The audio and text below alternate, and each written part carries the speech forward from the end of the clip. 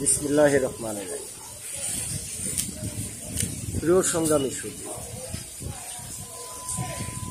দেশ ও দেশের বাইরে থেকে যারা দেখছেন সকলকে জানাই আন্তরিক অভিনন্দন।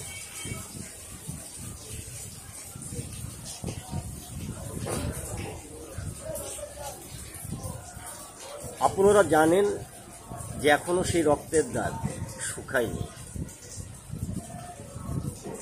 আমরা 1971 সালে লাশ দেখেছি, 2024 এসে লাশ দেখেছি। পৃথিবীর কোথাও এবং কোনো দেশে এত পরিমাণ শহীদের লাশ সে দেশ পেয়েছে, এটি আমি হিসেবে এখনো পাইনি, যেটি আমরা বাংলার মানুষ এবং বাংলার জনগণ পেয়েছি। কিন্তু এখনো আমাদের সেই যে পরিবর্তনের যে একটি নীতি, পরিবর্তনের যে একটি ধাপ এবং দেশের জনগণের যে একটি পরিবর্তন হবার কথা, সেটি মৌলিক, সেটি রাষ্ট্রীয় সংবিধানের এর একটিও কিন্তু আমরা এদেশের জনগণ হিসেবে পাইনি। সেই সাম্রাজ্যবাদী কবলের যে মধ্যে কাছে যে পড়ে গিয়েছে, সেখান থেকে আমরা এখনো সেই মুক্তির পথ এখনো আমরা পাইনি। এরপরেও আমরা সেই পাকিস্তানের প্রেতাত্মা, মৌলবাদীর যে চিন্তা চেতনা এবং ভাববাদী গোষ্ঠী যে তীব্র আওয়াজ, সেটি কিন্তু আমরা প্রতিনিয়ত, বিশেষ করে এদেশের মানুষ এখন উপলব্ধি করছে। আর সেটি কেন করছি? কেননা 1971 সালে যখন মুক্তিযুদ্ধ হয়েছিল, সেই মুক্তিযুদ্ধের মধ্য দিয়ে আমরা দেখেছি যে তখন 2 থেকে 3টি গ্রুপ সৃষ্টি হয়েছিল। একটি গ্রুপ প্রমাণ করতে কিন্তু তারা বদ্ধপরিকর ছিল যে দেশের স্বাধীনতা, মুক্তিযুদ্ধ ভুল ছিল, এবং সেটি যে একটি ধারাবাহিকতা, সেটির যে একটি বাস্তবায়ন, সেটি 2024-এ এসে আমরা সেই স্বৈরাচার হাসিনার পতনের মধ্য দিয়ে কিন্তু আমরা সেটি দেখতে পেলাম। কিন্তু একটি বারো জাতি হিসেবে, একটি বারো দেশের রাজনৈতিক ব্যক্তিত্ব হিসেবে, একটি বারো দেশের সচেতন নাগরিক হিসেবে আমরা কিন্তু এটি কিন্তু উপলব্ধি করতে পারিনি। আমরা প্রতিনিয়ত এদেশের মানুষ হিসেবে, এদেশের নাগরিক হিসেবে আমরা সেই কথাগুলো কিন্তু বলেই দিয়েছি। কিন্তু সেই সাম্রাজ্যবাদী শক্তির কবল থেকে আর সেই পাকিস্তানের প্রেতাত্মাদের ছত্র ছায়া থেকে, তাদের বেড়াজাল থেকে আমরা কিন্তু এই জাতিকে এখনো মুক্ত করতে পারি। আজকে আমরা যেটি দেখছি যে মানুষ যখন শহীদের রক্ত নিয়ে, শহীদের লাশ নিয়ে যখন কাঁদছে, তখন আরেকটি গ্রুপ, তখন সেই আমেরিকা যিনি এদেশের মুক্তিযুদ্ধের বিরোধিতা করেছিলেন, যিনি আমাদের উপরে বিশাল অঙ্কের অর্থনৈতিক একটি চাপ সৃষ্টি করে এই দেশ থেকে মুনাফা নিচ্ছে, আজকে তাদের কাছে গিয়ে তাদের সেই পরামর্শ নিতে হচ্ছে।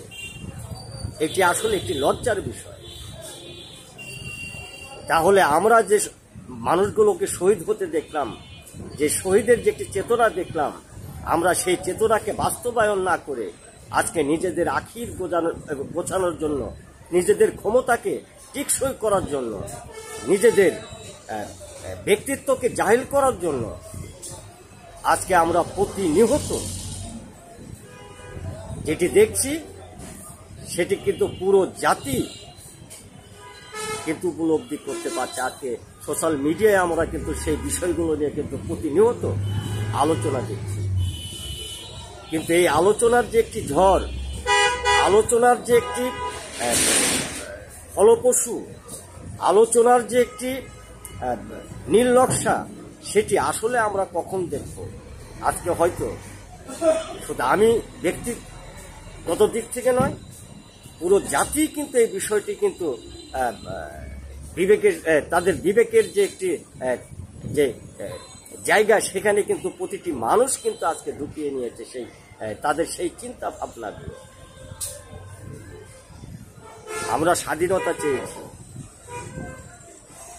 আমরা এই দেশের মানুষের মুক্তির কথা চিন্তা করেছি,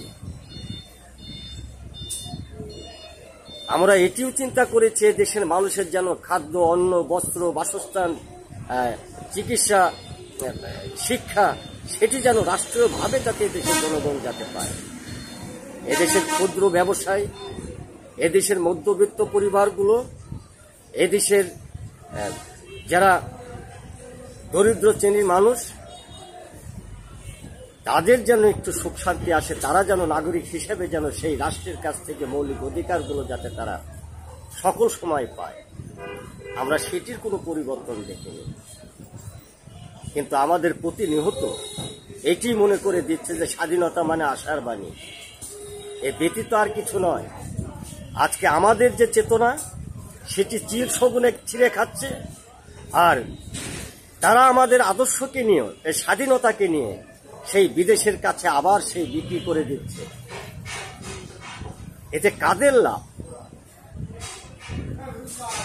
এতে কাদের ফায়দা হবে? আমরা সেই ক্ষমতার মকসদ, ক্ষমতার যে একটি দাপট, আমরা সেই ক্ষমতার যে একটি পাওয়ার, আজকে সেখান থেকে ফিরে আসতে চাই। এবং এই ব্যতীত আমি মনে করি দেখে সাধারণ জনগণের, এই যে ছোট ছোট কোমলমতি শিশুরা যারা জীবন দিল, তাদের, যারা আজকে সেই প্রাইমারি স্কুল থেকে শুরু করে কলেজ পর্যন্ত তারা শিক্ষা অর্জন করছে, তাদের ভাগ্যের কোনো পরিবর্তনের লক্ষণ আমরা দেখছি না।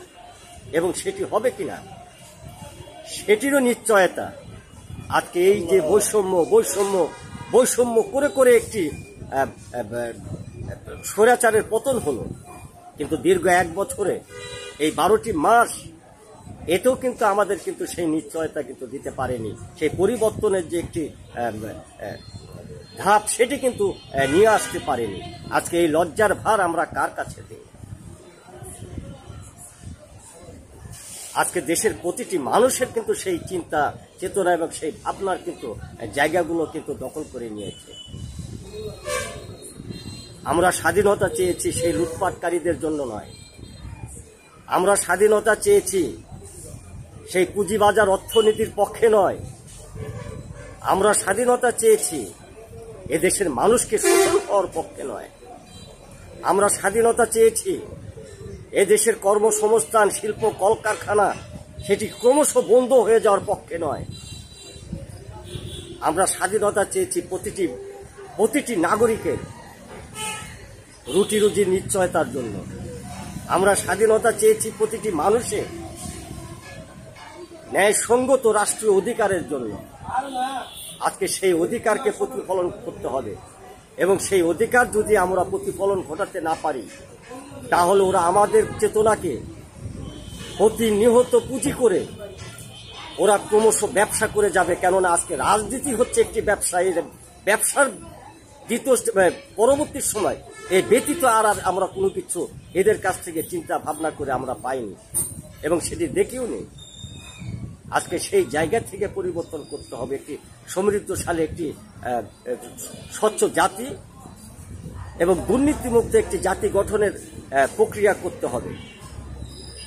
এর জন্য আমি মনে করি দেশের যে সকল প্রবীণ রাজনৈতিক দলগুলো রয়েছেন, যাদের মাঝে এখনো সচেতনতা রয়েছে, এখনো যারা দেশকে ভালোবাসেন এবং দেশের কিছু বুদ্ধিজীবী রয়েছেন, তাদেরকে এগিয়ে আসতে হবে, আজকে হাল ধরতে হবে।